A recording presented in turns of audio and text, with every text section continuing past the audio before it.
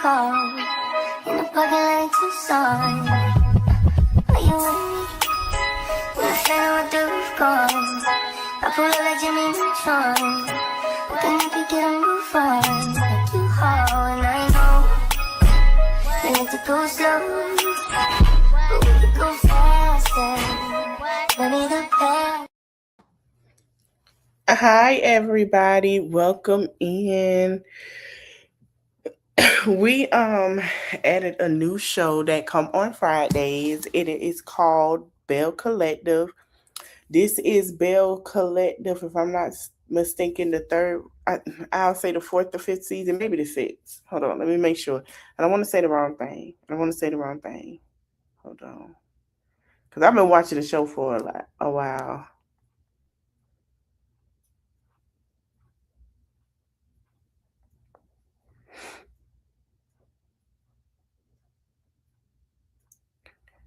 This is this is season 7. Congratulations. Hold on, a lot has changed. Hold on, let me get an applause going on. You can't believe I've been watching it for 7 years, honey. Yes, Bell Collective premiered last night. It's their 7th season. Now we do have Carrie as a newbie for season 2, so this is her second season. Now Bell Collective did have Selena. This is Selena's second and third season. So we have Latrice, Marie, Selena, who is from Dancing Dolls, D4L. She is the twins, and Lord Jesus, Sanjay's mom. I'm so sorry. Tamra, she's still on there. We have Carrie, and then you have Letitia. Now, Letitia and Latrice's friendship has been very, very, very tense. And honey, we're going to get into what we started. So we get started into the new season, and we go to Miss Marie. So Marie, her daughter has got so big, y'all. Oh my God. So Marie talks to her daughter, Zuri, and she revealed, that her and Cedric are not together. So she says Zuri come in and help her twice a week to assist with administrative duties, and she's her little assistant. So, she's asking Zuri to help her out to remove policies that she has. As you guys know, Marie has her own a business. And she said that, she wanted her help to remove some policies to replace, the new ones, the old ones with the new ones. And she asked her, her saying that she was kind of frustrated, Zuri kind of frustrated, and she said, why? She said that he walked, Cedric walked up to the practice. He didn't even call her and just came to her practice. And Marie said, she wanted to have a conversation with her daughter, and she said her father expressed that he wanted his family back, and he was remorseful, and Marie decided to forgive him at one point. And she made it clear that she had zero tolerance for him to date other women while they were together, because, she made it clear, and she learned that he'd been in constant communication with his ex-girlfriend and had been since they got back together. But Marie was dating somebody at the time, and she cut him off. And she said, he's back with his ex-girlfriend, lying about their relationship. And she found emails, honey, text messages with the woman, honey, and any and everything that you could think of, she found that he was doing with this other woman. And Marie sent a confessional. She looked good, y'all, with her pink. She said it's a lot. And she really about to cry, because she really was, it put her back in this place to where Marie was doing great. She was dating. She was just, doing her thing. I'm sorry, y'all hear the Lord in the back. He doing his work. And now she's in this space to like, dang. I think Marie is feeling like, oh my God, I let him in. I messed up. Like, yeah, I was dating him and someone else. I was seeing where this was going to go. And I let him back in.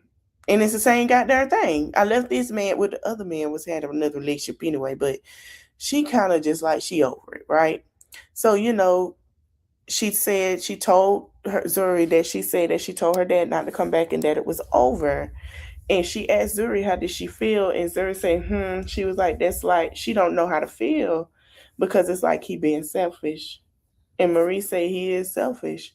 And she say it's not okay for her dad to treat her the way that he treated her. Like Marie was just like, she put it on a brain faith with Zuri, but inside she's betrayed and she's beyond betrayed of everything right now because she just, they could have just had a conversation and he could have told her like she told him, you know what I'm saying, that she was dating somebody. He said it wasn't for her. And he wasn't for her and mislead her in a lie and hide and sneak. And she could have let him go with his ex in the way he betrayed her. So yes, Marie is hurt. And she say I don't know. She say she can't believe she was back in position because she done healed from that. Marie is trying to, I understand. She like, I done healed from that. So Marie is upset because she gave him another chance. I feel like, girl, you gave him another chance. He still ain't changed. Don't give him another one. It is over and done. It's done. Stick a fork in it. That's how I feel. I feel like stick a fork in it. Stick a fork in it. Forget it. Stick a fork in it. It's done. It's over. Girl, move on. That's how I feel about that. I wouldn't give him another anything. And she says she's now addressing infidelity again, and she wasn't trying to do that. And I believe she wasn't trying to do that because she would tell Letitia, like, listen, girl, and the way he was making it seem at the reunion, oh, it's going to be good and it's going to be this and that. But then when he started talking about submissive talk, he wanted her to be more submissive and more this and that. I noticed then something wasn't right. And Marie, like, she over, child. She over. It's nothing wrong with being submissive to your man, but he was over the line. So then we go to Letitia and Glenn. Hold on. Where you at, girl? Letitia and Glenn. Letitia and Glenn are going to counseling, child. And what Glenn say, I'm not surprised because he's still looking at Letitia not being who she was before that. He's still looking at Letitia like if she left, she would have to depend on me instead of looking at my wife done built this. And I see what Letitia talking about. So they go, she meet them. And she goes sit down with the therapist, and she say it's good to see the counselor. Counselor Steve, and Letitia say she's not sure what the counseling session is about, and they've been down this road before, and now they back again. Letitia is not wearing her ring, and I told y'all during the summertime before they start filming, Letitia was not wearing her. They just filmed, I believe, last fall. Letitia hasn't been wearing her ring before her birthday. Letitia hasn't been wearing her ring since May or June. Yes, of last year. And she said, we back again. Here we are. So we sit down. Glenn saying they sit down. And Glenn saying feel like his wife feel like it's all or nothing. And he don't expect nobody to be perfect. He say Miss Independent show back up. Glenn got a problem with Miss Independence with Letitia. And I don't understand why. So the counselor say, hold on, wait a minute. When you say Miss Independent shows back up, do you not want your wife to be independent or dependent on you? Well, dependent on you and still be independent. He say, how do you do that? And Letitia say sometimes with Glenn, loving myself is always make him feel like I'm loving she say sometimes loving myself make Glenn feels like I'm loving him less. And he look at her like, what? And she say, I just want to really establish herself, not her identity, focus on her opportunities. She want to focus all of those things, and that's where she at right now. And Glenn saying it's no in between. She can't do both. And the counselor saying, you telling me she can't, if you don't think she can love herself, learn how to be self-sufficient while loving you more, you don't think that's possible? And he say he gotta see it. He say y'all gonna be at a standstill until both of y'all decide what you really want. And he is a traditional man. He want her to be home. He wants her to be home. But Glenn, you want her to be home for what? For what?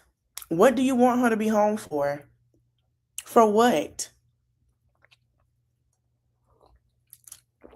When Letitia tried to leave you after the first season, Letitia said she left with $5 or $6 in her account. Glenn thing is, he don't want Letitia to leave with something and have all of this so she can leave and not come back. But he's pushing her to leave and not come completely back with his actions because he's going to end up paying. The thing is, he was happy when she left and she came back to him because she didn't have no way. She even said, I didn't have no way to feed my family. She said, I just had my son. She said, I wasn't working for a while because her son was young at the time. She said she didn't have no way to feed her or her son. She called her cousin and told her what she had in her bank account. She said, baby, what you going to do with that? You can't even feed yourself with that. So my thing is, Glenn knew she had to come back. That's when Letitia put in her mind, regardless, because he was paying the bills, taking care of everything. Letitia say no. And then remember, he quit his job. He want her to depend on him while he quitting his job and stuff. Letitia, I don't blame Letitia. I wouldn't either. He want her present at the house, and that's her last priority, that she's not present at the house on her list to do, to be at home. And she's standing to setting herself up so she can leave. Like I said, exactly. He said that he feel like she's setting herself up so she can leave and skedaddle. And that's his problem, and that's how he feel. And he pray that he wrong, but that's how he feel. And Letitia say she hate to wrap up, but they got to go get their son after this. And the counselor say he thank God for them, and he's saying they still a strong couple. And I don't know, Glenn feel like she gonna leave. And so producers ask her, do you still want to be married? She say, it's time to move on. She crying, and she say she don't know. She say she don't know. She thought that everything should be better by now, and it's not better. And I think Letitia is about to check out, and it's going to be over. And he's sitting here looking sad as ever. So she had to go pick up. Josh. So then we go to Latrice. Poor Latrice. I'm gonna tell my opinion after this about her and her being sick. I know we the same sign, and she a lover girl. I'm a lover girl too. Tisha Campbell was a lover girl. Tisha Campbell had to realize her husband putting the stress on her, making her sick, and she had to leave that marriage. And I'm not telling you what to do. That's your business, girl. I love you, but your health come first, baby. You gotta take some time to focus on you. A little bit too. She under a lot of stress, and we finna get into it because I could tell that stress when she told me she had a blood clot. She stressed out. She got a lot going on. So Latricia sit down with her husband, and she said she want everything to go perfect. He say worrying about everything. She ain't gonna have time for herself, worrying about the bill, and she not gonna have time for herself. And she said that Carrie did invite her to her birthday party coming up, and she don't know she want to go. She's a little hesitant because Letitia and Glenn are going to be there, and she don't know. And her husband say, Cliff say, her and Letitia having problems is affecting him and Glenn friendship, which it is. They're friends. They hang out. It is affecting their friendship because now, with the messiness and the cattiness that they're doing to each other, the men are starting to do that a little bit. And they got an issue with each other because the wives have an issue. So I'm noticing that too. And so, Latrice say he can't be trusted. He just like his wife. And he said, Cliff say the problem was he got two sides. He gotta choose his like him. He gotta choose his wife. He gotta choose his wife. They friends. It's like they gotta make a choice. So, they understand it. And she say, yeah. He say, you gotta be a woman. You and Letitia gotta talk. And Latrice say, no, we do not. And she say the appearances are not welcome in their home, in their lives. And Latrice said there would be no interacting with the Rogers and the Pearsons. They can stay on their end. There's just, everybody stay on their end, and it'll be a peaceful party. She hoped Carrie have a peaceful party because They gonna be on their end. Like, do you don't talk to me, I don't talk to you. You don't hang with me, I don't hang with you. Don't bring me up, I don't bring you up. It is what it is. That's what she's saying. We don't. It is what it is. Y'all do y'all thing. We do our thing. Um, Whatever. I don't care. You can't come to my house. I darn sure ain't come to your house. The teacher probably saying, well, you can't come to my house either. So, child, this is a mess. Cliff was like, we just got to deal with the Josens. And, it's all love. It's all right. He's used to being with the Pearsons. So, Latrice has fixed herself up in a seat, and she like, oh my God, my leg is throbbing. And Cliff saying, I don't see how you walk in them heels and you trying to get your leg to get better. And she said that she had blood clots and had to go to have emergency surgery. And she said that was one of the most scariest things in her life. Um, she said her leg had swollen up so big and started hurting. And she went to the doctor, and she went to the ER, and she was there for 4 days. She had to have surgery, and it was crazy. So Cliff saying, she said she went to the doctor. Cliff saying, no, no, no. Tell it what happened. You went to the ER. You was there for 4 days. You not gonna sit here and cap down to these people that you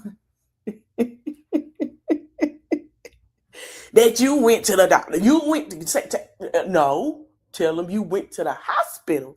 You went to the bigger place. You didn't. No, tell them what really happened now. Tell them what really happened with your health. Don't you downplay what happened to you. So she says she had blood clots in her knee into her groin area. And it was funny. She said she had it from her knee to her groin area. And also her lungs, and they don't have no idea where it came from. And Cliff say blood clots is serious and they will kill you, which he's right. And she say she just didn't know. And she say she made it to the hospital before him. And Cliff say, I told you. And Letitia say, you gonna outlive Latrice say you gonna outlive me. We hope not. He say, I hope I do. He say, you should hope I outlive you. And she said, you can't live without me. And he said, you can't live without me. So we going to make it to 120. And she said, I'm going to be pushing you in your wheelchair. It will be good. And he said, I don't know now. I might get a electric chair. And he said, you might not have a leg. You can't push me. And she said, that is not funny. I'm gonna say this. I don't know if that was a wake up call for them, because remember, Cliff and Latrice had their own situations. And I love that he is more attentive and supporting right now after this happened. And I love how loving and supportive he is, because Cliff would have been like, I don't give a fuck. But, a little bit. Like, I don't give a damn about these cameras. I'm me. So, yeah. So then we go to Marie and Letitia. Let me take both of these bitches down as we speak when they both have conversations. So Letitia talked to Marie about Latrice, and they talk about Carrie's birthday party. And she said, please do not order pizza. Please do not order any of that. Because they had ordered pizza. She told Marie not to order pizza because the last time they was on the girls' trip, Marie, they were cooking, having fun. Marie orders her some Pizza Hut breadsticks, and some pizza, and gave everyone a slice after they had cooked. And Marie said she gonna stop and get her something to eat before she get there. And Letitia said okay. And she said, are you ready to see Marie said, you ready to see the bells? And there's a lot of L's, excuse me. And Letitia said, I'm not ready for all of that energy. And so Marie asked her, has she seen Latrice before the reunion? She said no, they haven't had a conversation. She said she hoped everybody be cute. It's good with her. And then, Marie asked, will Glenn be there? She said yes. And then she asked, how is her and Glenn really? She said they keep going through the same thing as draining her and taking so much energy out of her. And she don't want to feel that anymore. Like, she's tired. She's tired of having all that in her life. And Marie say no more. And she say it's enough for her. She say God. And then Marie say God. And then Letitia, it's a lot of L's. I'm sorry. Said, what is wrong? Letitia said, what is wrong? And Marie said she don't even know where to begin. And the earlier that week, Marie called. Well, I don't know if Letitia called Marie or Marie called Letitia, and she was crying to her on the phone on the FaceTime. And she said, Tisha said, what's wrong with you? All these L's, we just gonna say Tisha. These two L's, Letitia. Tisha said, what's wrong with you? And Marie said, I don't want to talk about it. And she said, girl, talk about it. What's wrong? And so Marie said when they first got together, she ended her relationship with Mark. And his relationship with his ex had ended, so she thought. It was no more communication. And she go in her office to go give her computer to check Zuri homework, and the email pop up. She opened it up, and when she looked to close it out, she saw his ex-girlfriend email him.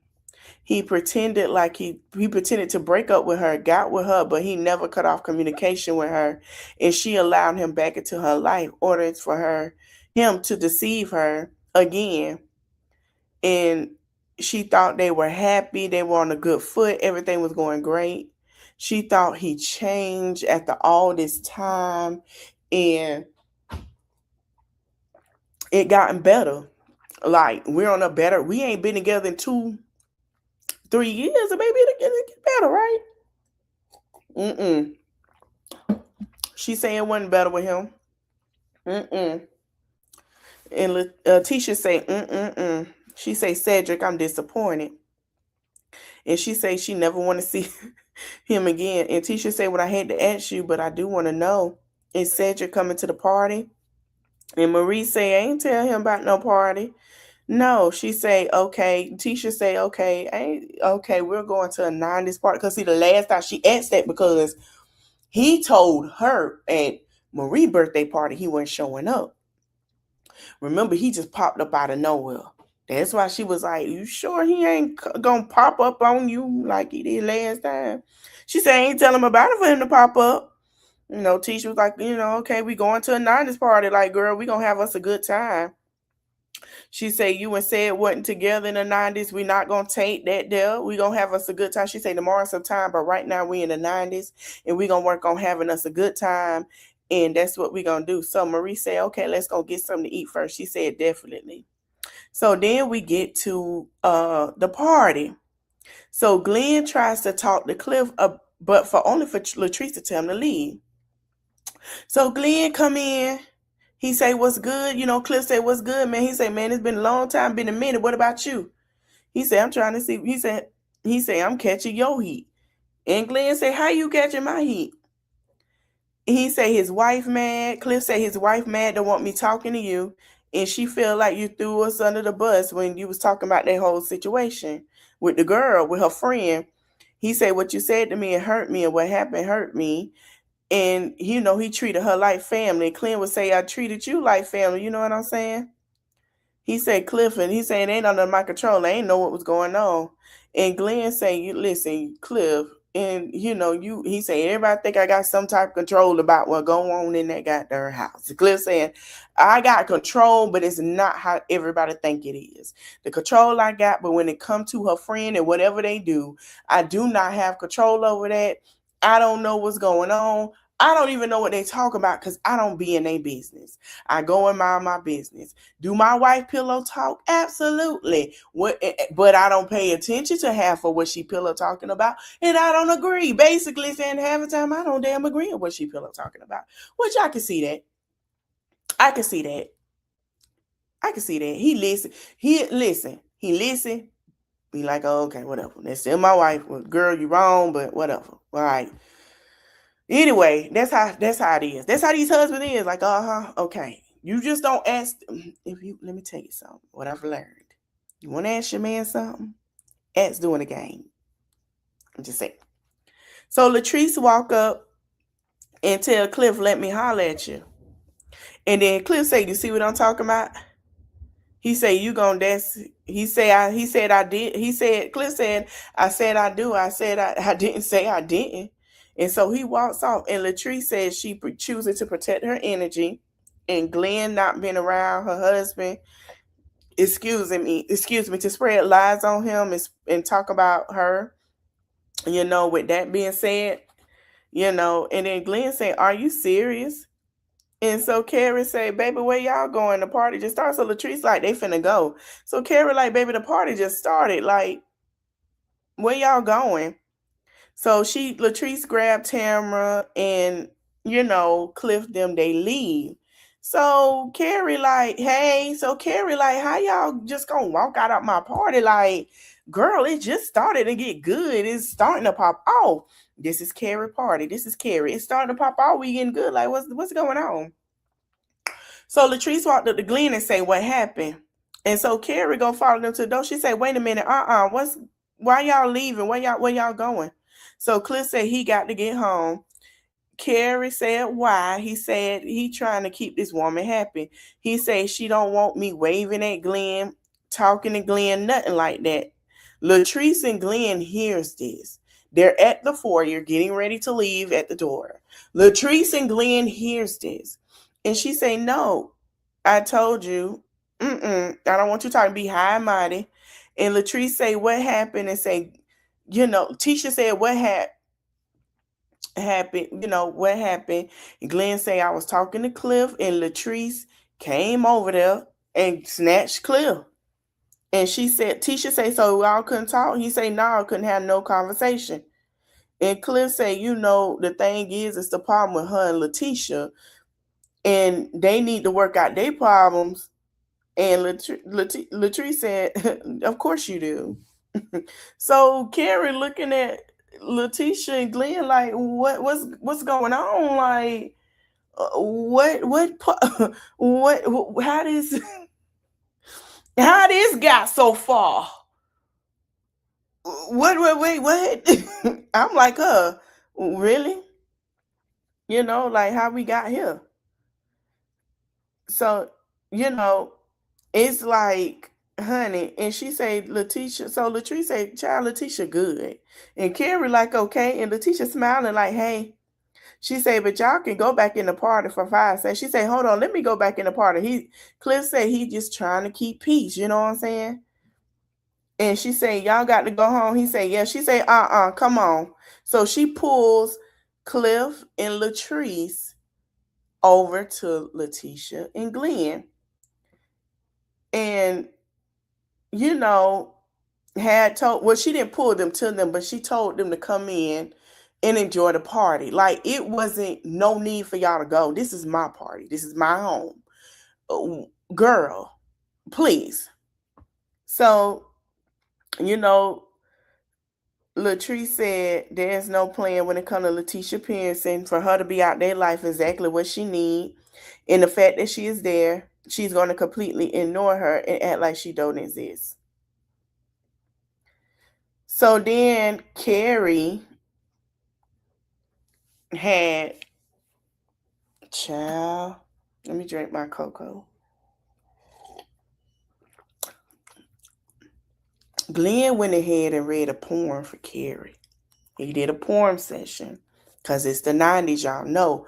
Open mic night, poem, child, reading off your heart was a thing. Okay, my tongue tied today. Comedy, all that stuff in the 90s was a thing.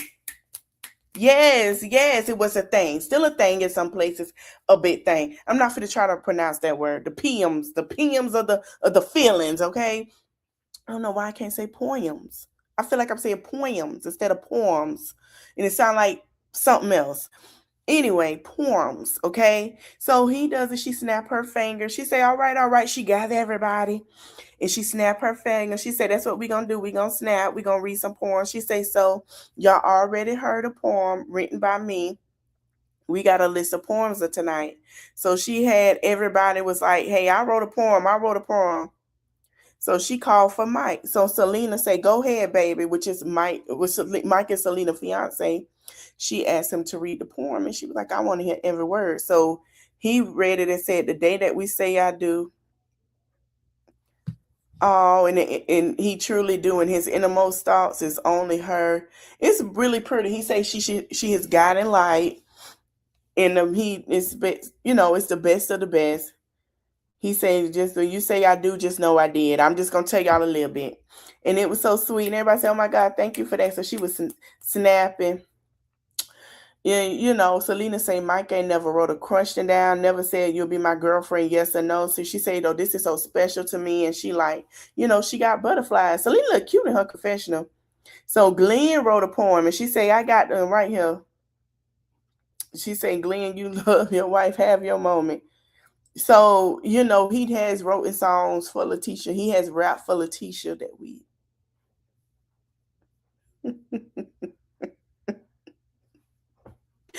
we saw on the show. I say, who this is? Gucci Man 2.0? Because he looked like Gucci Man with that fur coat on, with that white coat and the fur.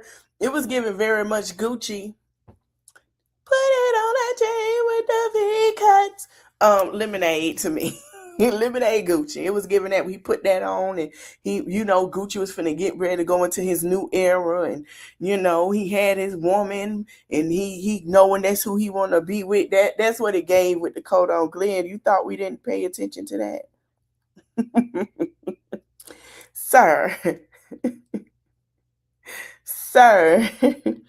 He say, so the poetry, we're going to say poetry. They doing poetry night. And he say, he going to do the same thing. And she has a 54 wall around her heart. And he say, Glenn say he going to tear that down bit by bit. And he say he's not stopping until he tear that wall down. So in the poem, poetry, he say he understand her saying she wants to be the best version of herself. But what he found on his journey is, being the best version of himself. And what he found on that journey was Letitia. And he is objectively in love with Letitia.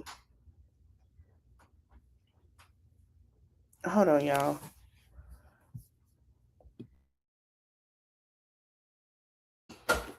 And he's nothing without her. And there is no us. He say ups and downs and good and bad. He's going to ride on a roller coaster of love for Letitia, for attorney and more. And say what she will, he still loves her. And Letitia is sitting here unbothered. Letitia is like, okay, well, that's nice. That's nice. Letitia this is Letitia's like, well, okay. So he's sitting here smiling. And Marie says, say it. Like, you gonna say it? Say it. And Letitia is just standing there, not saying nothing. And Latrice looking like, what? Like, and Selena, like, girl, why is you hesitating? Is you not gonna say it? Like, are you, what? Letitia is just standing there smiling. And she didn't answer the question. And Carrie said, you want the public, don't want the public humiliation yourself. Like, I understand, but you gonna give it back to him. And Tamara say, well, what's the invitation? You got to think about if you love somebody. Y'all, that rain been off. I don't know why. Baby, that rain been off since the spring or summer. I don't know why y'all surprised. When Letitia set herself at that reunion and say she was bringing the heat, and she say she carried the show, she knows she big. She said that I did. She said, I know I'm big and I carry, but y'all can't break. She say I'm bringing the heat. She said, and everybody, she meant that, and everybody that did me wrong is gonna feel that heat, including her husband. I didn't say it. She said I could tell it. Letitia tired. I see it. She like, okay, Latrice want to play with me. Glenn want to play. Okay, y'all want to play with me with this? All right then. Wait till y'all see me on the net. I told y'all she was coming with the heat. She done popped that heat.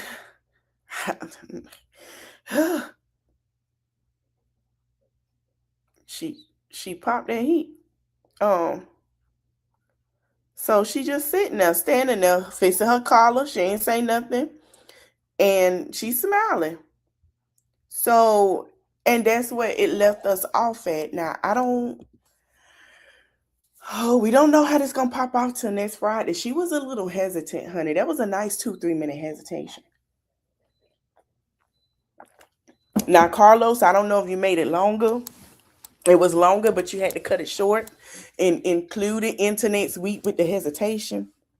But he asked her, would she go on this ride with him and continue to ride? And Letitia Pearson said nothing.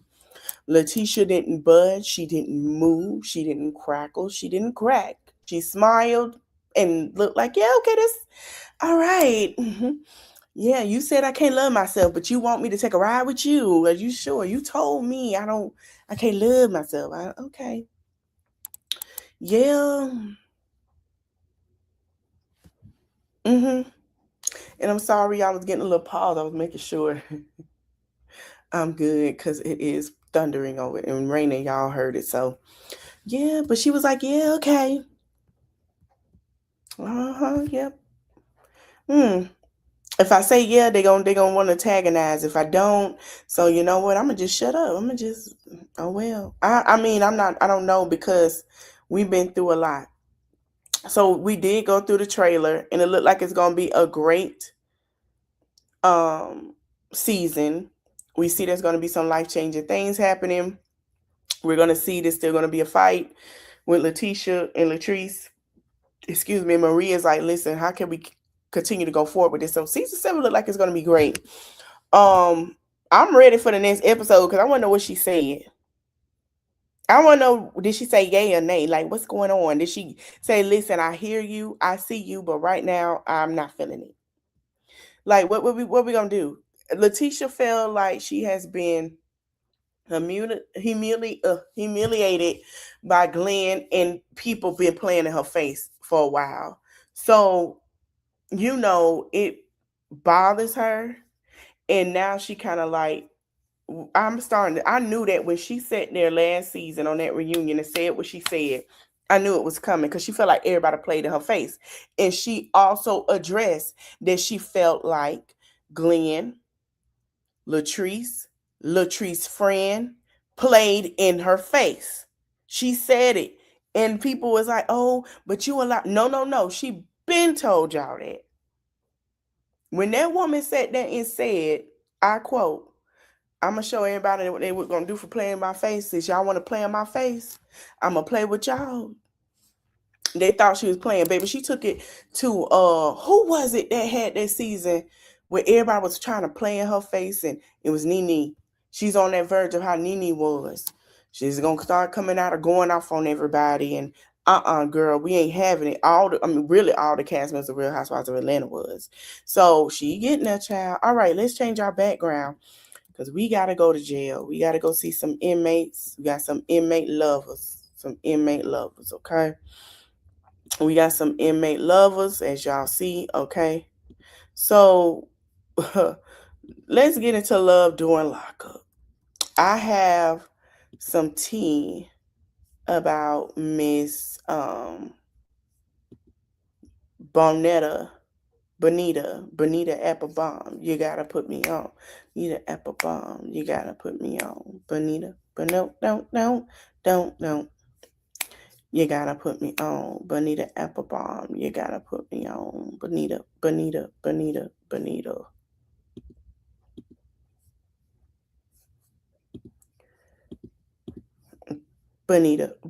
Yeah, she broke her silence.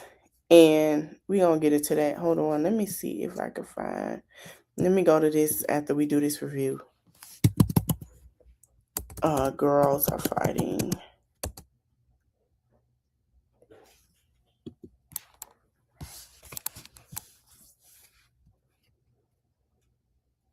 Hold on.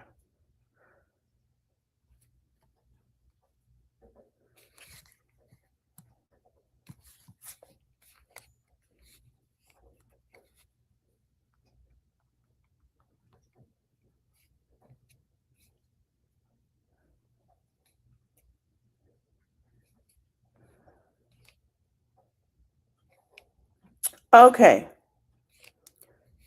Let's get into it. So, love at the lockup, honey. So, we open up to Aisha and Michael. Let's go to it, child. Aisha and Michael. So, Aisha says Michael has never ever told her that he had life in prison. He never told her, and she asked, was that her friend coming into the hotel room? And she said the news that she got from her lawyer is very shocking, that she hasn't talked to Michael in almost a week. And so she gets in the car, and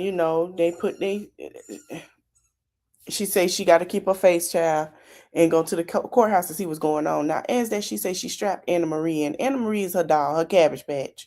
I know, Aisha, I know you keeping them things because the older Cabbage Patch get, the more them dolls are worth. I know. You keep them, they're life sake keep, and they worth some money. But you could have left her. I don't know the situation, but we're going to continue.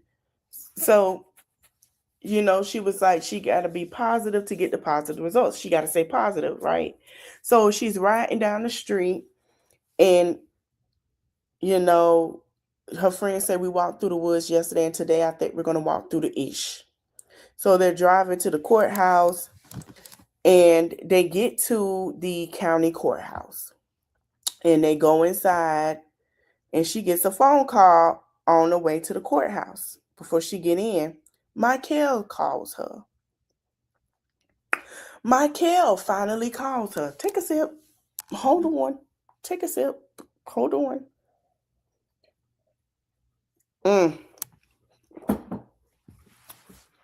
So she parks. She say hello. He say hello. She say, hey, how are you? How did you? He say his PIN number is not working, so that's the reason he wasn't able to call. And she grabs her friend hand and holds his hand like, I'm so glad I'm talking to him, girl. I wanted my man to be okay. I can finally get my answers to my questions. Because he didn't tell her. He even told production he wasn't doing life. He told production he would. So I don't know what the deal. I don't know what's going on, but we're gonna continue. So that's the reason he has a call. She said that we were worried they haven't heard from him in a long time. She said she overwhelmed. She's glad to hear his voice. She miss him, and she put money on his books so she can make a call, and he can be able to do that. And he said okay. And she said she went down and met his aunt, and she took him to his land. And say she did, and she say she did, and I got a chance to see where you were living at. And he said, you walked the hill? And she said, yeah, we walked the hill. And she was, they were concerned because they saw caution tape in the climate that happened at that location. He said, you saw what? And she said caution tape, and it showed that the police had been there. And they asked, was he arrested there? He said, I don't know nothing about that. And she said, I have something to tell you, and I don't think you're going to like it. And he said, okay.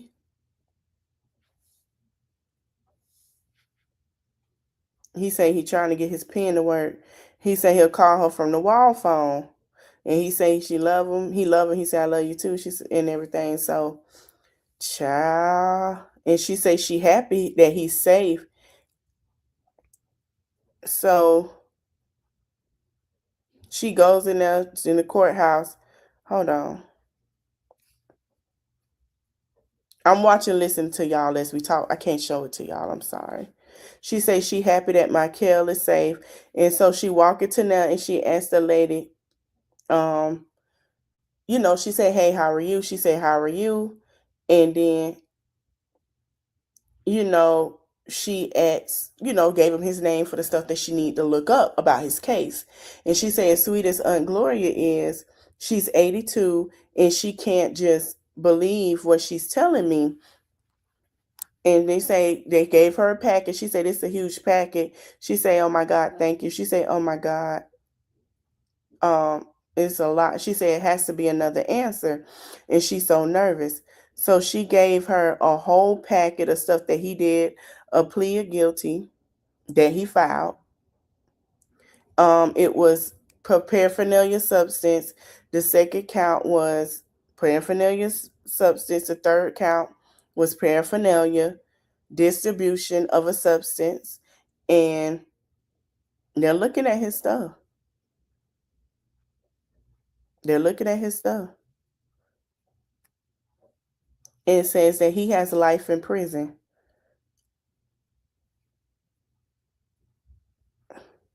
And she say not once has he mentioned the life to her. And the auntie say, didn't the auntie tell you his name is Michael and not Michael? That's what somebody said in the comments, y'all. And her friend say he's so in love with someone that she felt that was in love with her the same way. And it's so much that he lied about. And she said he got prior convictions that were all non-binded due to the mandatory nature of the Habitual Felony Offender Act. The sentencing judge had discretion to impose a lesser sentence because he had more than 28 states. He had more than 28 states had 3 strikes law. It was life. So really, he probably doesn't have law because as she just read, he got a lower sentence. So he probably is serving a less sentence and he probably would be out. I'm not sure. I'm gonna have to look that up, y'all, because I feel like he could be serving that, or he got them to give them a less sentence. I don't know. I'm gonna have to look that up because I'm a little intrigued by that. Hey, so she said, she said it's over. She said in the last 20 years, incarceration state in Alabama have risen dramatically. Today, Alabama prisoners has operated over 200% capacity. Now, remember, he told the confessional, he said, hey, I violated because a man say I hit him and I didn't touch him. That's why he violated.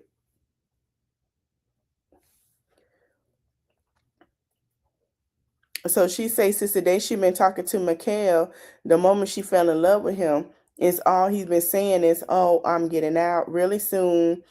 I never, she said she never heard him say life.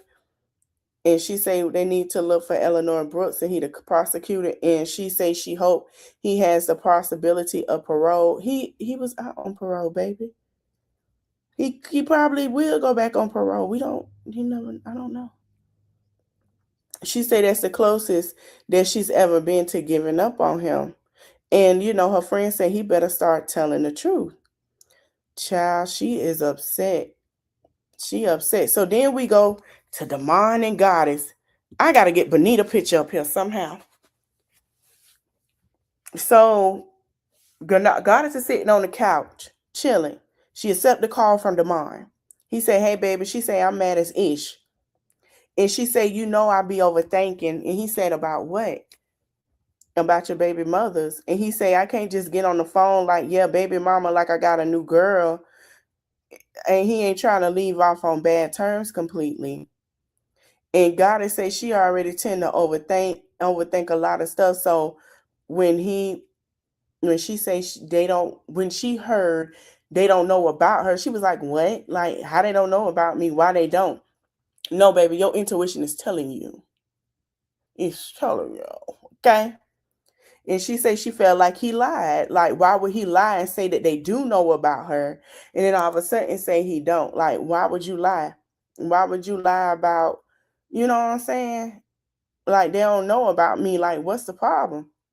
So she say she just need to know what's really going on because she feel like he lying. So he say he feel like Benita, like she know that she got a little bit of power and control, and she got my things to help. She don't got your things no more. She don't got your things no more. She ain't. Ooh, baby, this is a lot. I should have put me a little liquor in my hot chocolate. This a lot, honey. So he say if she got my things, my possessions, she feel like she's not gonna try to give him up, and just want her. He wants Goddess to be patient. She say yeah, and Damon said he currently being incarcerated for 2 years, and all his personal items was with Benita, and she know that he worked hard to get his funds, and that when he come home he need that money, you know. And he say it's a lot of things that need to be taken care of. And he say when he do come home, he gonna let his children mother know that, Goddess is the queen of his kingdom and they forever locked in. We need a reunion. And she's, the first lady, baby. We need a reunion. This season was a little too good not to have one. We need a reunion. I don't know why y'all ain't got a reunion yet. Y'all had one with the Braxtons. We need one. Who gonna be the host? We need somebody that's gonna ask the questions thoroughly. We don't need nobody gonna play around. Yeah, but no, we need the questions asked right, correctly. Because this need a reunion. A green screen reunion or something. And God is saying, yeah, she ain't feeling it. She like, yeah, okay, whatever you say, like, yeah, all right. So he said, all right. He say, I love you. She said, I love you too, and hung up the phone. So Goddess is sitting here. She put the phone down, and Goddess say, he the love of her life, and he definitely they do plan on being together, but she never trusted him 100%. So she walking around. And she was like, we're gonna get to the bottom of it. So she walking around her house like, yeah, whatever. So then we go to Benita's house an hour later. He calls Benita an hour later. She said, why the video thing not working? I've been trying to hit the link. She said, what, you canceled the link or something? And they say they got us locked down and I couldn't call nobody. But you just called Goddess, but you couldn't call nobody. All right. Demar, you full of shit. But okay, excuse my French. So they're having a conversation on the phone. He asked what she got on. He wasn't finna tell about Goddess. She said, she told him what she got on and whatever. And she asked if she got her feet out, and she said, don't do it. She said, no, will you be effing and sucking them? And he said he can't wait to lick on her toes and get in her guts. That's what he said. He can't wait to touch on her, feel on her, rub on her, smash her. Give me one moment, y'all. Give me one moment.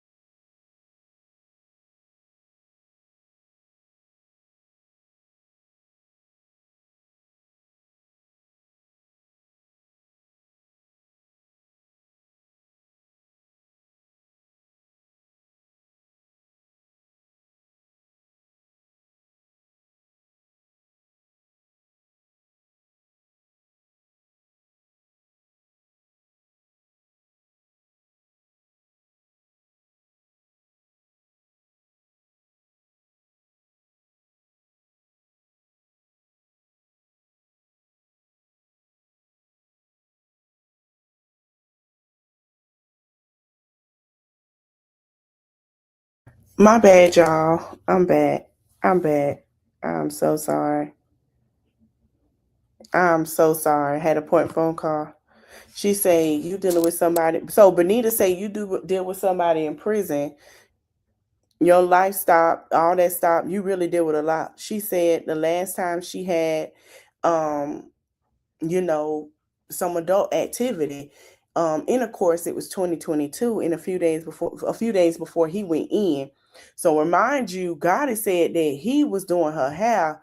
They were talking, and then next thing you know, he go in. So basically, he was still with Benita, and he done laid the pipe down with Benita before he went to prison.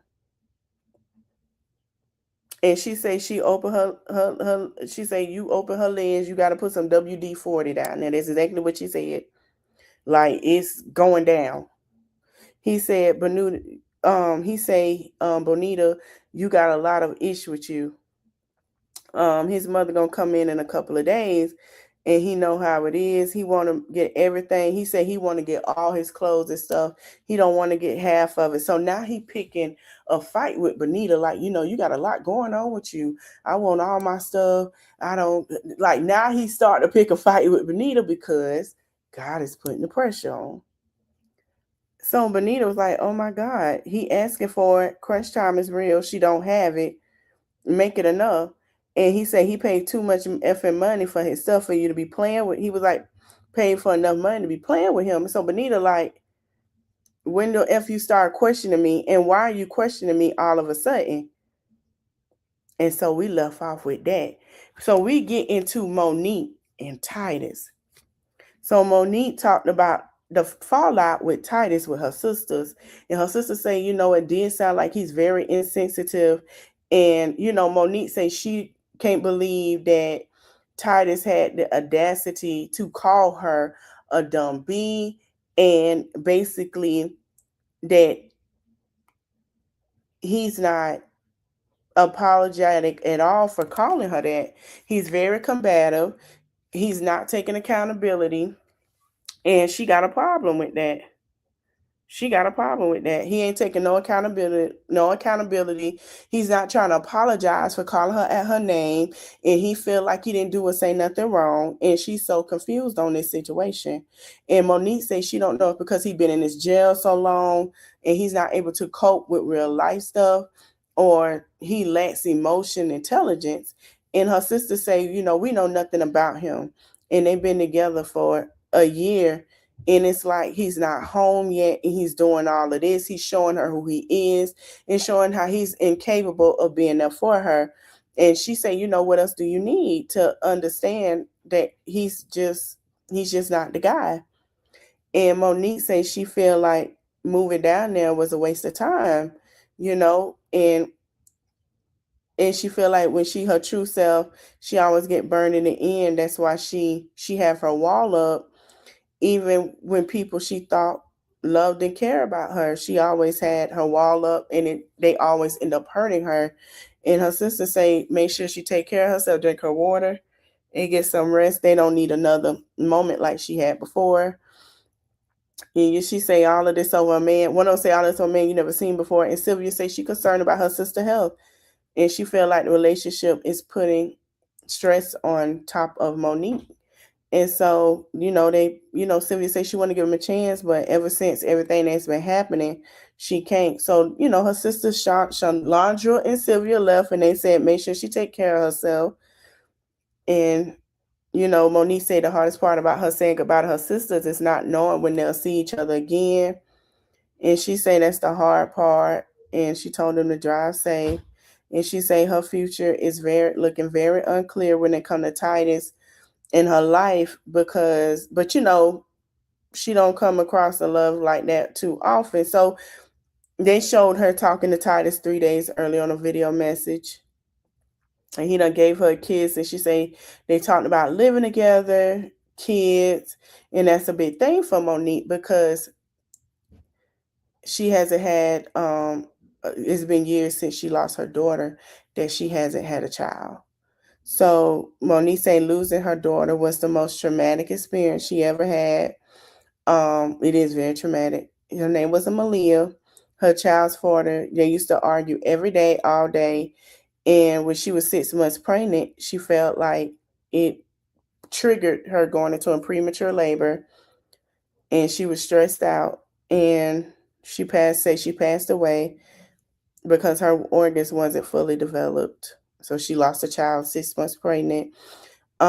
She said she went through that experience alone when her daughter died. She was in the room alone, and she think people don't understand how it's traumatizing it is to see your baby take his last breath. Like that is traumatizing.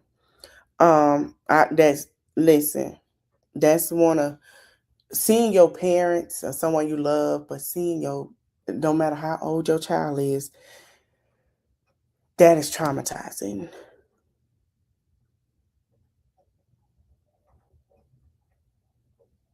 Very traumatizing. So I understand her pain. Because even if she would have lived and had her organs developed all the way, and they did what they had to do for them to develop, it'd still be some issues with some things.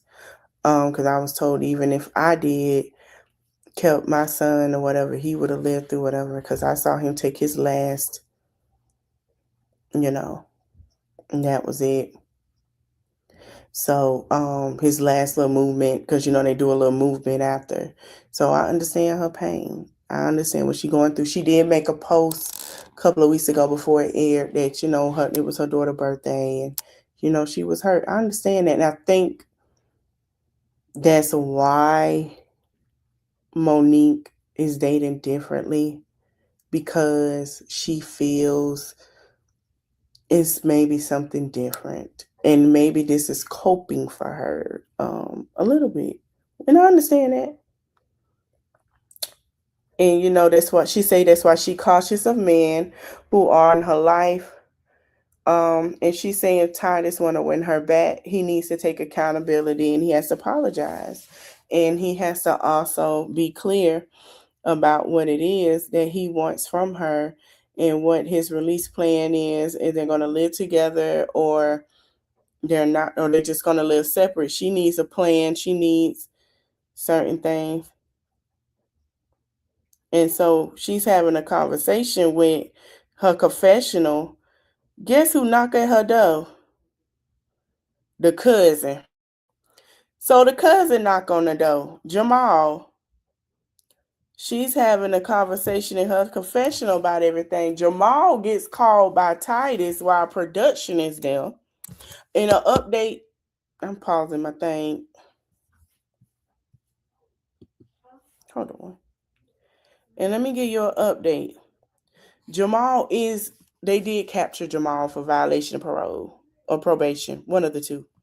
But Titus did have Jamal have him pop up while production was there. And she's having her confessional. He asked what's up with her. Camera's rolling. And he said he wanted to make sure she cool. She say, I'm good. And he asked, did you talk to him? He say, no, he blocked. She say, no, he blocked. He say, you blocked no more. That's what's going on. And he say he ain't say that. So he's calling Jamal to make sure he's there to see what's going on. And that's him on the phone. And doing confessional, he's on the phone. And he say, man, what's up, Loyalty? He said he popped up on Monique and made sure she was cool.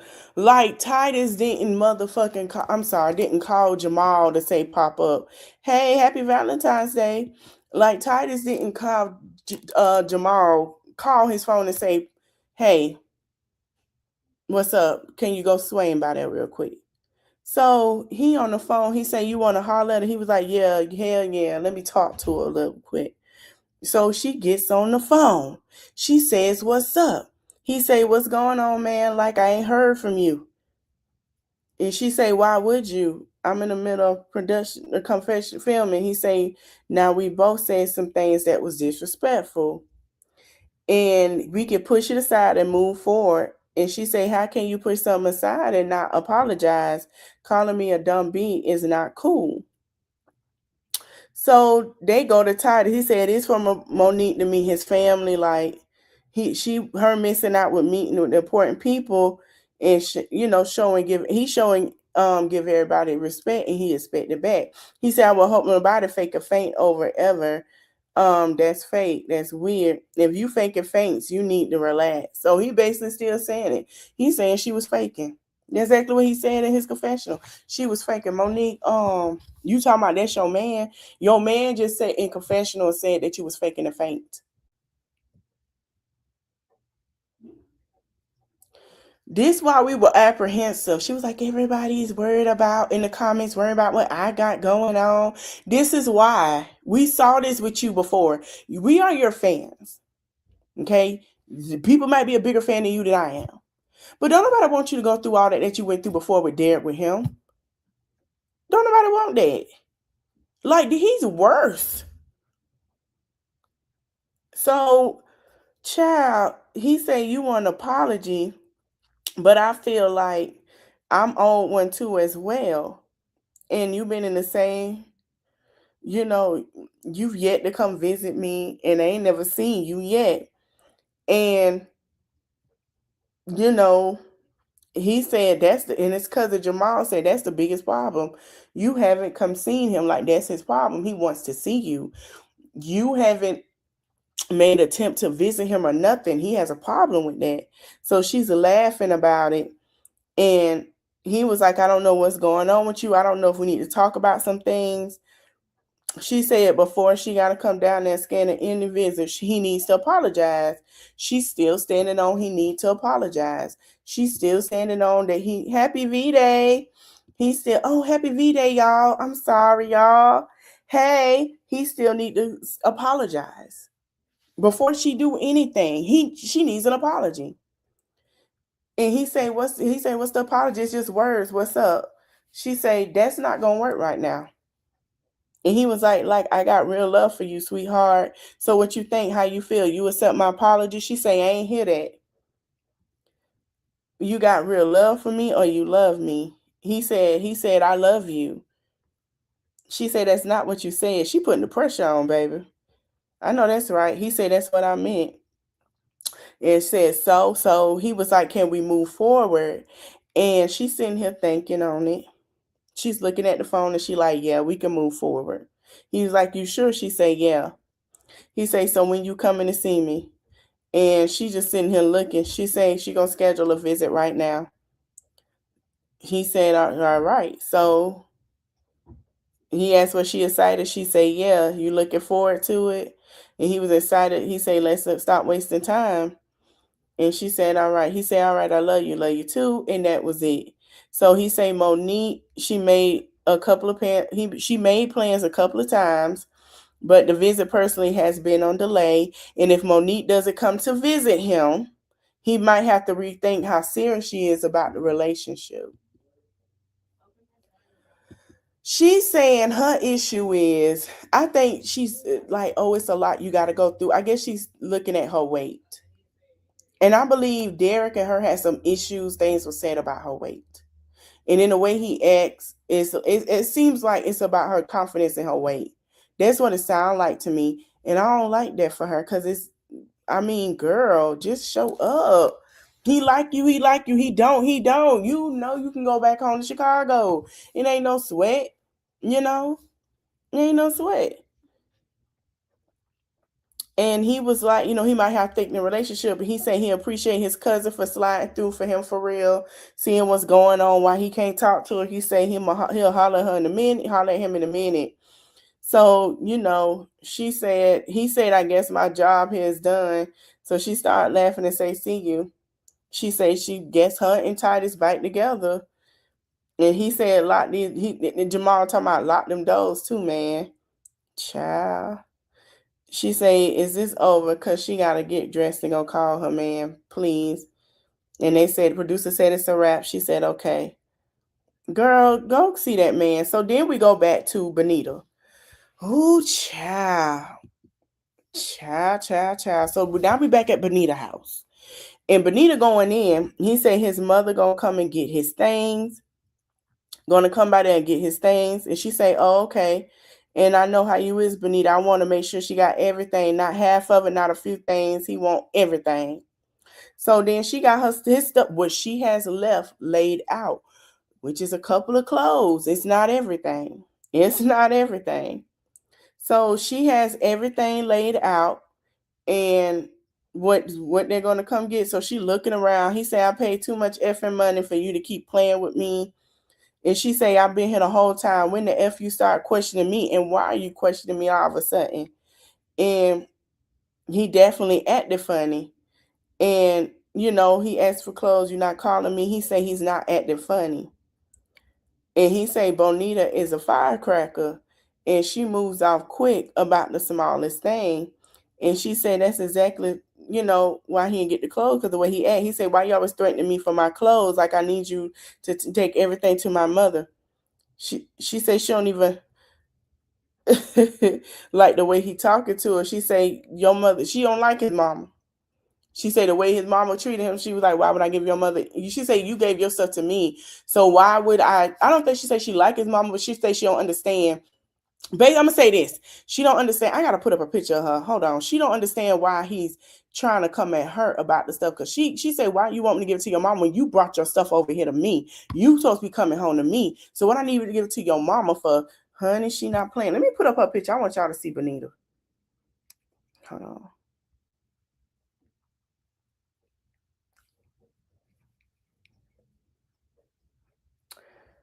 Cause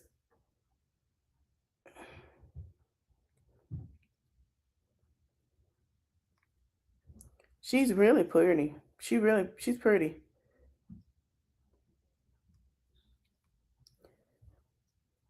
Let me see if I can get a good picture.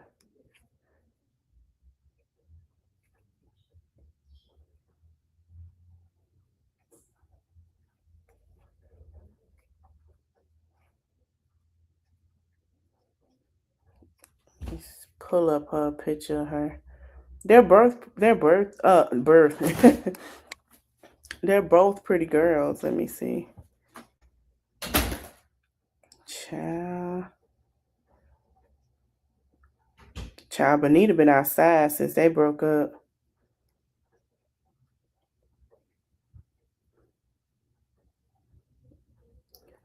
Let me fix this stuff.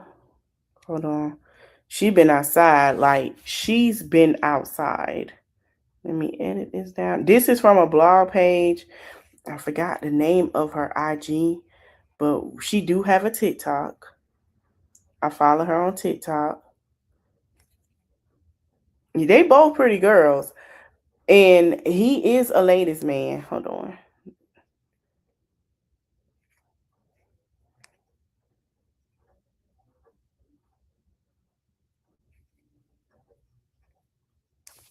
Hold on, y'all.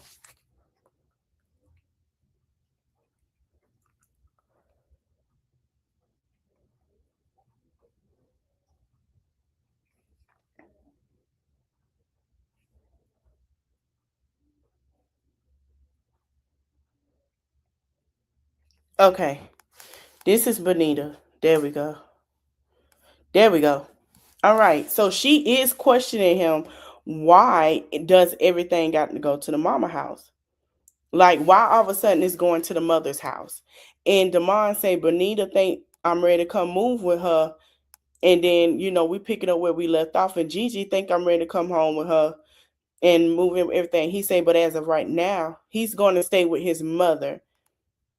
So he can don't have to have a woman over his back trying to do the same thing he could do when he going through than being locked up. Like, he don't got to go through feeling like he locked up because a woman is over his back. So he basically saying, I'm not finna move in with any of them. I'm going to my mother's house, and I'm going to, that way I can see Bonita when I feel like it, and that way I can see Gigi when I feel like it. Basically what he's saying. And he say he's not gonna have to come home to 2 PTOs. You won't be my second probation officer. She say, boy, who the fuck is policing you? Like, who policing you for what, boo? And he say, well, you stop playing with me, like, so you gonna give my change, you not giving me my watches, nothing, like you ain't gonna give me none of my inches. She said no. He say, what about my clothes? What about the jewelry and ish? She say, I got your necklace and stuff. She said she gotta figure out something because his mother ain't coming to the house to like get the stuff. It ain't gonna happen. So she said, if anything, leave out the house. She said she might forget the relationship because he acted like he don't want to be with her and he don't F with her like that. And she's like, what, for real? Like, yeah, you trying to, she said, you my nigga, you trying to talk to me all crazy and get at me all crazy. She was like, she might just forget the relationship. And she said it's some work that she need to find out. And she is a detective, and the way he keep moving, she really gonna figure out what the F is going on. He saying, you know I love you, you know it ain't nothing going on, you know you the one I love, and then the phone hang up. And she's sitting here just looking like something ain't right. So she looking like something ain't right, like something don't sound right, it just don't sound right to her. So then we go back to Aisha and Michael. So Aisha and Michael. So Aisha says she needs to pull over for a second. And she looking at the cows, talking about pretty cows. So she pull over where the cows are. And talking about as long as the cows stay over there. So they get out the car and they go stand and look at the cows and talk while they look at the cows. And Aisha talking about the cows smell stink. Oh my God. And she say part of her can only think about what she learned today with him having life. And then the other half of her, she want to go back to the time that they were going to live happily ever after on the farm and him doing all the work. And she just sitting in the house enjoying the view. And he calling her. So he decides to call her while she's talking about that. And she accepts his call. And they have a conversation. He asks how she doing. And she says she doing okay. And she went to stop. She said she with Chrissy and they stopped at a cattle ranch. And she said they had a very eventful day. She was able to talk to the DA. And what did they say? And she said she found out they end up following the habitual offender law and that he has life in prison. And he's not saying anything. He said, that's what I told you, but that was an illegal sentence. And she said, you never told me that you had life in prison. He said, I did told you. He said his 14th Amendment right was violated. And he had to file a habeas corpus saying that I'm being held against my will. And because he never signed for a life sentence. I figured that. She talking about why he's saying that. Baby, that's Alabama, baby. Alabama, let's be clear. This is the South. You grew up in Atlanta laws. I guess she lived in Atlanta, grew up in Atlanta. It has changed. It's not as bad as Alabama or Mississippi. Very still racial undertones. And for you to think, and I'm not being rude, I'm being honest, and let's be for real. We look at, the laws, it has like Florida, racial undertones. So I don't understand why she don't understand that. Like, I don't understand why she don't get that. Like, people, I don't understand it. He's a black man in a racist state. Yes. So she's saying she don't understand he being held against his will. She say, is that everybody in the prison held against their will? Baby, somebody say she must be on the spectrum. He said what happened was he hired, this is what he said in his confessional. He had hired a lawyer and he went and said that he did a 5-year prison bid. That was the thing. He hired the lawyer to get the 5-year prison bid, right? And he screwed him. The lawyer screwed him bad. He signed a 5-year thing. The judge gave him 5 years, but unfortunately, when he went back to court, they approved the life sentence without his representation and without him.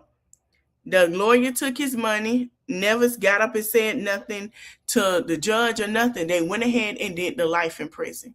He never signed for a life in prison. Never. So obviously he had to file that paperwork. Now, I don't know if he'll be getting out or what happened with that, but we're going to have to keep watching. I'm going to keep watching and see what happened because that is Alabama. Baby, what was you thinking? And Chrissy say, well, asked on the phone why was Aunt Gloria was the first one to tell Aisha that he got life. He said, well, maybe she didn't understand what I was telling her because she don't. Because I don't know. And she said it's mind boggling. The DAs are not going to tell you how to go back and get the mistake, look at the mistakes. And so she said, okay, it's been a very stressful day. And she, all the information she's trying to process, she want him to keep her in the loop, let her know everything that she doing. He said he gonna do that. And she said she love him, say love him too, and then hung up. And she say, Aisha say he guaranteed he never said life. She said, you would have told me. She say, life, really? And she saying she don't think she would be with him. Aisha didn't. She told me something. Well, if you held to get what she said, if what you mean, if you held against your will, that's everybody in prison. But it don't work like that, Aisha. I know living in Atlanta around black people and white people, everybody's cool, different things, right? Everybody's treated a little equally, let's be honest, when it comes to laws and stuff. Because y'all fought hard for that. But everybody, it don't work like that. And I can tell you, living here in Texas, especially in Dallas, a little bit, I did get a little shell shock, but I got used to it. But Atlanta's more busier, it's more different. Like they're more loud with certain things than anyone else is. It's a little different. So that's why she kind of like, I don't understand. Because Atlanta is not like that.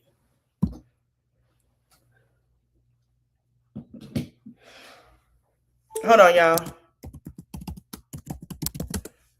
She said if he continued speaking with him and told him that in the first hours that he had life in prison, she said she don't know what to do. She don't know where the relationship is going. Okay. So then we go to Emily and Justin. Hold on, let me lighten up my thing a little. So, child, we get to Emily and Justin. Emily gets a phone call, is talking to Justin, and she's telling him she's thinking about making content with adults, like adult content. He was like, he asked her, he say, what is like, what's going on? Like what, she say, she's in Vegas and she came to shoot content. He said, okay, all right. And he say, so F our relationship and F the trust and F everything else, right? And she was like looking on the phone. She's at some kind of house shooting content. She said, I wish you would understand, like we have, things to worry about. And I don't want you to freak out because you're going to be, oh no, wrong person. You're going to be in there for another year and a half, right? That's what he told her at the time. As y'all know, Justin is not no longer here with us. He has gone to glory. Okay. And Emily was saying, telling him at the time, she don't want him to worry about anything. And she say she is hurt that she went behind his back and done things without even having a conversation with him about it. And he didn't even know she was in Vegas.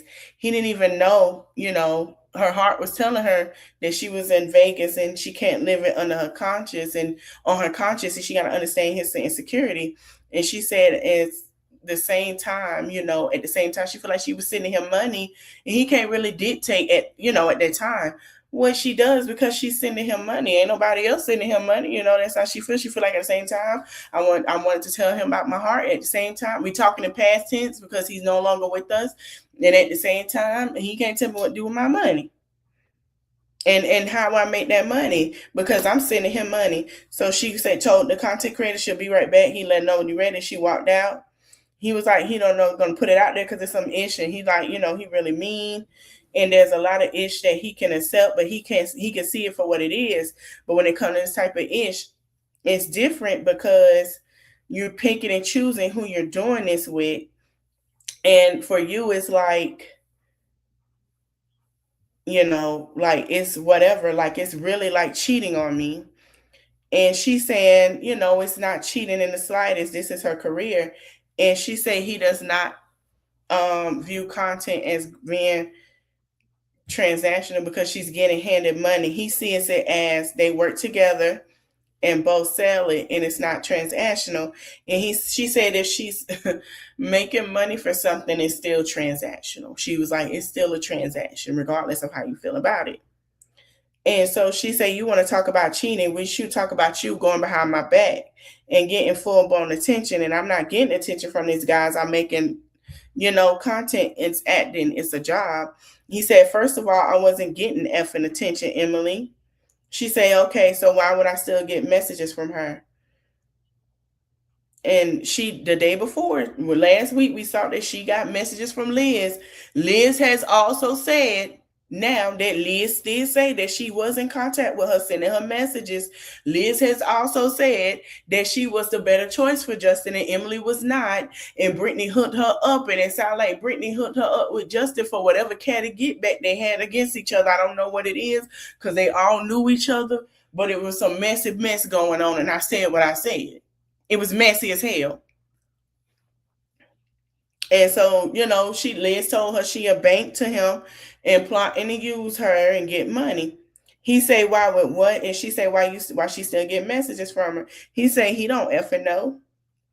So he's sitting behind bars. He say he definitely messed up by talking to Elizabeth. He wants to, this is what he said before he passed, because Liz talking about, he never said that. He did say he wants to be with Emily, Liz. He did say that in his confessional. You can't say the producers told him to say that. He said that. He said that. And it's okay. He said he wanted to be with Emily, and he made the decision that he's cutting his ties with Elizabeth and to leave him alone and that he was going to leave her alone by any choice. Like, it was a choice that he had no choice. He wanted to cut ties with Elizabeth, and that he was going to leave her alone. And he said because he told Emily she make up decisions that's going to mess up their relationship, and they work together on this. He say, so what are you going to do? So he answered her, are we still going to do content? You still going to do content or not? Like, what you going to do? So Emily says, well, what are you going to do if I actually sit there and make content? And so he got upset on the phone. He breathed real heavily and said nothing. He said he felt like he has to leave because you can't just make choices like that. Like, leave me no option to make a decision. And she said, I'm not leaving with an option. You're going to have an option right now. You be okay with it, or you can be okay with it. And he said he's not okay with it. So now you have an option. So what are you going to do? We have a relationship, or are we just going to leave? He say outside of all this, and they have something, and you know that they really have something, and she know that, and he's understanding and supportive. This is what he told him before he passed. She's his girlfriend. She's gonna be his wife. She's not just gonna be my girlfriend. He was like, you're gonna just be my wife, my effing wife. And he say making content with somebody to F the world to see. He's like, he's not doing it. I'm not okay with that. And you're going to do it anyway. And he said, we're done. She said, we're not done no matter what. This is a job, and what you did was entertaining. And she said, you can entertain a dumb bee. I can make content. And she storms off. And that was it. I think that's what Liz was saying. She did that and hurt him. Liz, ain't nobody tell you and Brittany to be messy. First of all, like I said, if y'all want to blame Emily, you need to blame yourselves as well. Because you didn't have to open your motherfucking mouth to say nothing. Brittany didn't have to sit there and be messy with you either. And if I were you, I would have thought how messy Brittany was. And I'm finna be for real. All three of y'all fucked up and put stress on that man and made him depressed. All three of you did. Like, ain't no way you gonna sit here because everybody's like, oh, she was talking crap. Yes, she was talking crap. She was talking crap. She was being messy with Brittany. You didn't have to text that girl that to try to mess up that relationship so he could come be with you, because Brittany, who is an ex that you think, yeah, you would be great with him. Girl, please, that is an ex-girlfriend. That is an ex-girlfriend. That is an ex-girlfriend. What the fuck y'all friends for? Y'all are weird. Y'all weird as hell. I ain't like that. You want to blame Emily? No, blame yourself. Even the family said they don't blame nobody. It's you wanting to blame people. It's you because you guilty. Child, uh, just in recipes, honey. Okay, so Bonita decided to come out and confirm that she sold that man belongings. Bonita Applebaum, you gotta put me on, and she put the stuff on auction. Look like hold on, let's see if we can find it. Dang, I know I get it. I ain't that far down there. We're gonna talk about Ashley tonight too. Let me see. Let me go to Love at the Lockup. Let me go to my Facebook.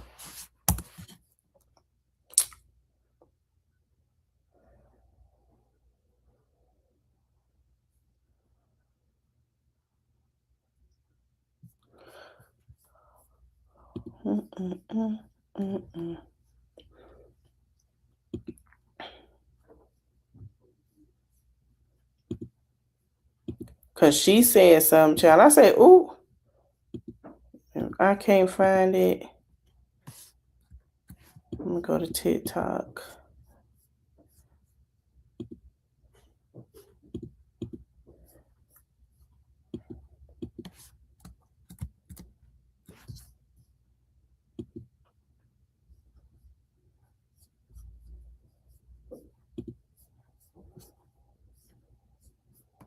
Okay, we're on a TikTok.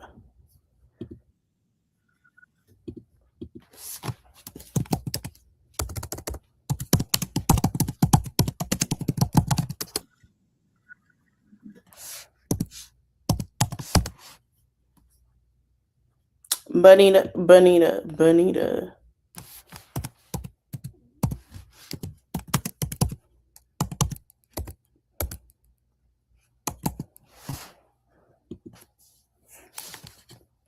All right. So she posted this on her page. Let me show my screen, child. So this is what she said about selling his stuff. I'm gonna get on here and clap a few things while I wait for my client, right? We're gonna start with this. Yeah, I like that Why long is hair she better than selling that stuff? bob. I'm not gonna lie, Bonita. I like this long hair better than the bob, and I agree with that person in the comment. I like that hair better than the bob. I liked that. I know it was hot, but I like that. Was her business is not selling? Hold on, let me get y'all propped up because I really got to get into this because hold on, let me try my chin because a lot of people Yeah, is on this app really honestly, saying. beautiful. So let's get into it. $1 million question. Why did I sell his stuff? Because I wanted to. The fuck? Why did I want to? Okay. He's incarcerated. I get him a lawyer. If you're from Baltimore, you already know what's up. Like, when you got any type of anything in your background, these lawyers, they want 10 bands and up. Yeah. So, I paid for the lawyer, whatever. The lawyer tried to throw us out to the wolves, you feel me? Like, oh, it's working with the, whatever. That's the story for another day, you feel me? Fuck that. So, once we seen what the lawyer was trying to do, we had to get another lawyer. Now, somebody tell me the lawyer give out refunds.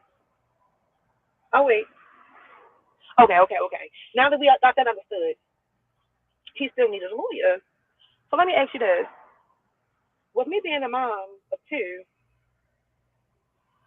and I still got bills and shit, why would I come out my pocket for another lawyer when I can sell some of this shit that's materialistic? Y'all gotta keep up with me, right? Sell shit that's materialistic that we can easily get back, okay? Cool. Was that the only reason I sold this stuff? No. Was he being a little weird while he was in there, like far as being inconsistent with calls and certain shit wasn't make adding up? Yes. Was I born yesterday? Fuck no. So was I gonna be a fool and do what a fool do? And I'm happy that I went about it the way I did. You feel what I'm saying? Because look, see how everything blew up. All right, now the second portion of it, the ring. Why was she so flabbergasted at the $5,000 ring? I'm flabbergasted because I wasn't about to pay 5,000 of my dollars, my dollars, mind you, that's my money, mind you. If I wanted to propose to myself and buy myself a $5,000 ring, bitch, I'd have done that from the jump. So let's move it along. Right? I only bought the ring because he brought up to me the fact that he was going to buy me another one. So I'm like, okay, I don't even have the ring, so I had to get a stand-up ring, right? So I don't really care what nobody thinks of that. You feel me? Like a woman intuition is never wrong. I was moving how I was moving, just off of my intuition. You feel what I'm saying? And now look, I'm watching this shit blow up, just like y'all watching it blow up. And now my question is, why the fuck did y'all think I should have sold his stuff? Y'all motherfuckers lucky I ain't sell that man ass, please. He lucky I don't got them bowls for sale today. The fuck? I'm gonna get on here and clear up a few things while I wait for my client, right? Child, Benita said, don't ask her about why she sold that stuff because it. First of all, don't ask her about no stuff with that man, cause y'all saw how he was showing his tail on that show. Y'all saw him being with that girl. Y'all saw him do all this stuff sitting here with Goddess and doing all, yeah, hell yeah, I sold this stuff. I gotta make sure he got a lawyer. But he had a whole damn girlfriend the whole goddamn damn time. That's why she said, hell yeah, I sold his motherfucking stuff. Let me go see what this nigga said. Hold on, let me go to Instagram. Child, he ain't say nothing. He ain't really say nothing.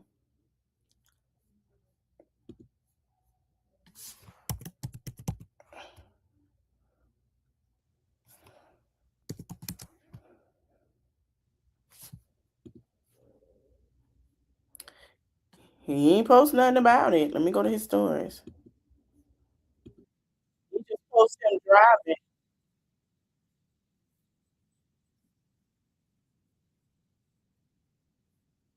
He with somebody, child. Hold on. Let me show y'all. He with somebody, honey. Because they recording for him. And they a little laid back, like, ooh, don't let them see me. He with somebody, honey.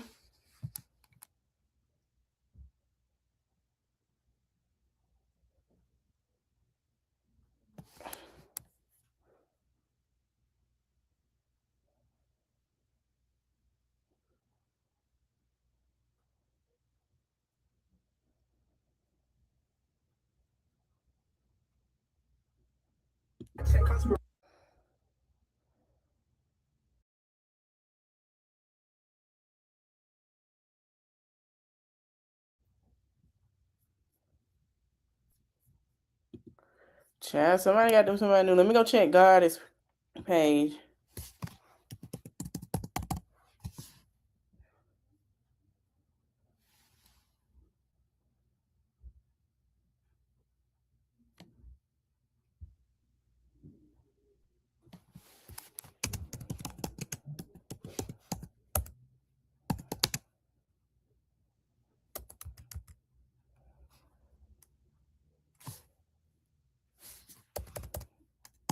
Before we get out of here.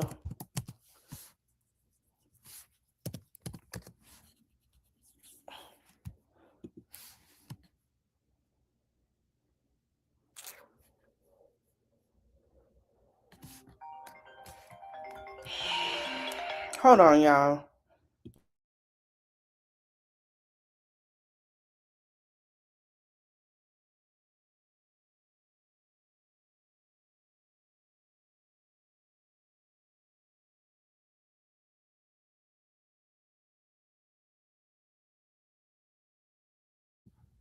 Hold on, let me go to Goddess page. Hold on, y'all.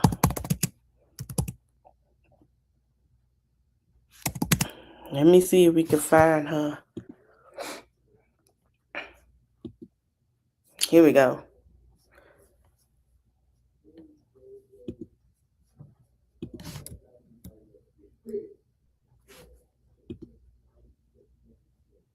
G-Dashin. Okay.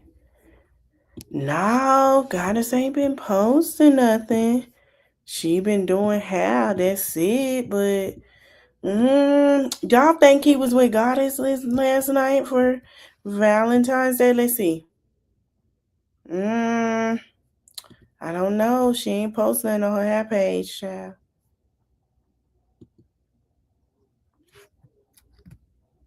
Y'all think he was with Goddess? What y'all think? No, girl. But Goddess ain't been posting. Could be. She ain't posting another story. I don't know. Maybe she ain't been on him. She ain't saying nothing. Who knows? I don't know. You never know. All right, y'all. That is all I have for today. I will see you guys later on tonight for Lit Live Saturday. We are discussing Cardi B tour. We're discussing Brene tonight and some stuff going on with Brene child. Uh-huh. Yes. Who else on our docket? Hold on. So it's gonna be mixture of stuff today. I do mixture of people on a lot of topics on Lit Live Saturday. We got Stephen A. Smith running for president in the Democratic Party, child. A mess. Hey, happy Valentine's Day. And who else?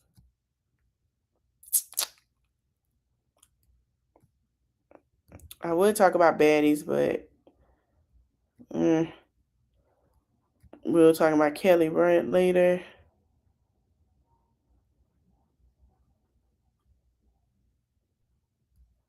We're gonna talk about Candy and Todd, honey.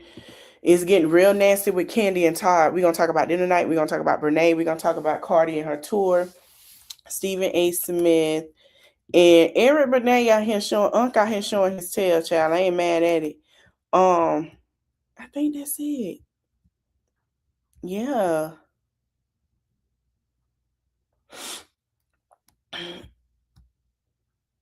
And the woman that's addicted to sniffing her daddy underwear. Y'all heard what I said. So yeah, I'll see you guys tonight. Oh, and Stefan. I'll see you guys tonight. It'll be probably like 6:30, 7 o'clock. I'll see you guys in a few hours. I want to thank you guys for watching. Don't forget to like, comment, share, subscribe, and I'll see you in the next one. Bye. Happy V-Day.